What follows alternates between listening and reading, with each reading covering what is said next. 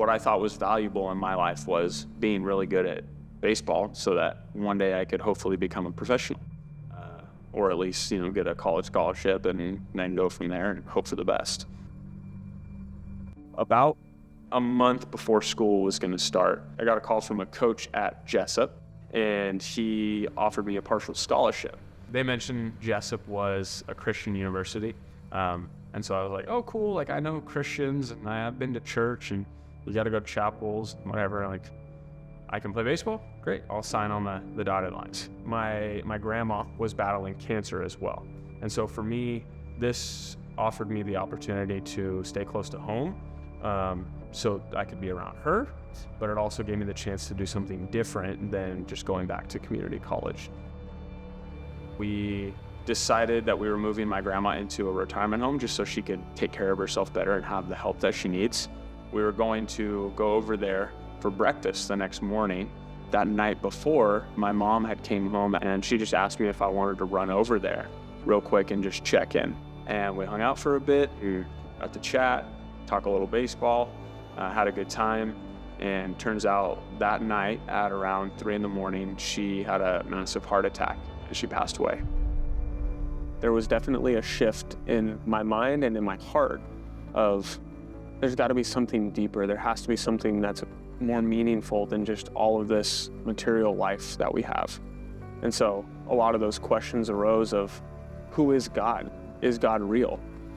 If he is, how do I get to know him? And what's the relationship with him look like?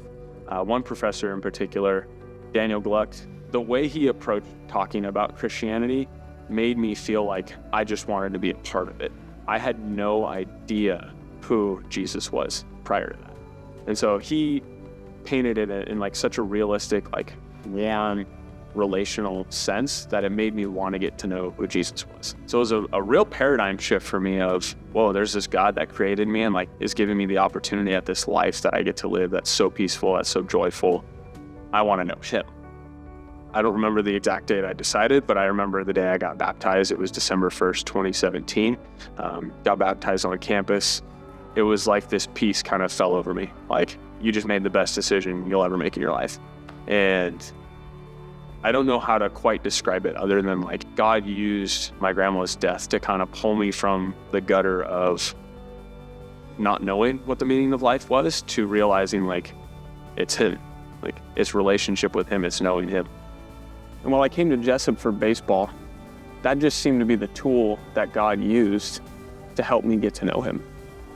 My other grandma is currently battling cancer right now as we speak, and knowing that she's a Christian and the relationship that I have with her, it's such a different experience than what I faced previously with my other grandma.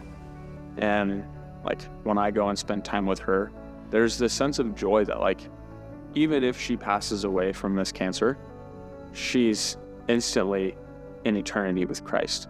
And knowing like to live as Christ, but to die as gain is such a powerful thing that we get to have faith in knowing whether we're alive, whether we die, like whatever we're doing, when we're with Christ, that's the ultimate peace that we get to have.